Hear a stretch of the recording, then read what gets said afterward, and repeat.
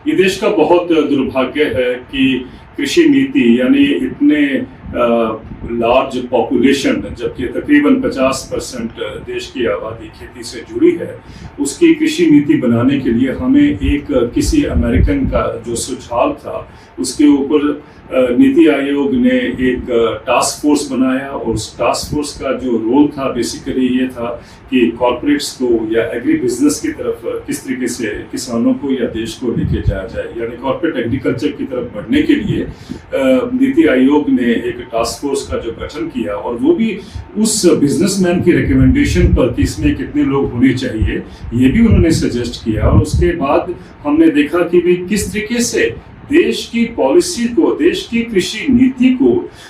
नीति आयोग ने इतने हल्के में लेके एक सोचा कि जो एक बिजनेसमैन का आइडिया है उसको हम क्यों ना प्रमोट करें। लेकिन दूसरी बात यह कि देश के अंदर जो हमारे मेन लाइन इकोनॉमिस्ट थे वो भी जाने अनजाने में ये नहीं समझ सके कि ये एग्री बिजनेस को या ये कॉर्पोरेटाइजेशन एग्रीकल्चर जो की हो रही है उसको लाने की कोशिश हो रही है। जब वो नहीं समझ सके तो सबसे अच्छी बात ये है कि वो जो एक्सपर्ट्स नहीं समझ सके, जो हमारे देश के इकोनॉमिस्ट नहीं समझ सके, वो हमारे किसान समझ गए। और किसानों को जब ये समझ आ गया तो उन्होंने दिल्ली के पास, दिल्ली के बॉर्डर्स पे जो 1 साल से लंबा जो प्रोटेस्ट किया था वो इसीलिए था कि उनको खतरा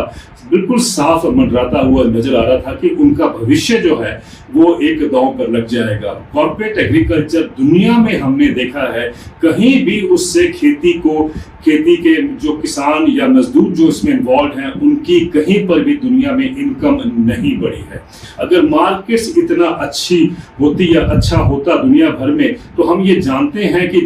जो हमें बताया जाता है कि अक्सर कि मार्केट्स आएंगी तो एग्रीकल्चर में किसानों को फायदा होगा क्योंकि market will provide the right kind of price, वो दुनिया में कहीं नहीं हो पाया। अगर आज किसान जीवित हैं डेवलप्ड कंट्रीज में, जो हम जानते हैं कि जो 3, 4, 5 जो जिस कंट्रीज को हम लेके चलते हैं as the prominent developed countries, वो कंट्रीज में वो बेसिकली एग्रीकल्चर सब्सिडीज के ऊपर किसान जो है टिके हुए हैं।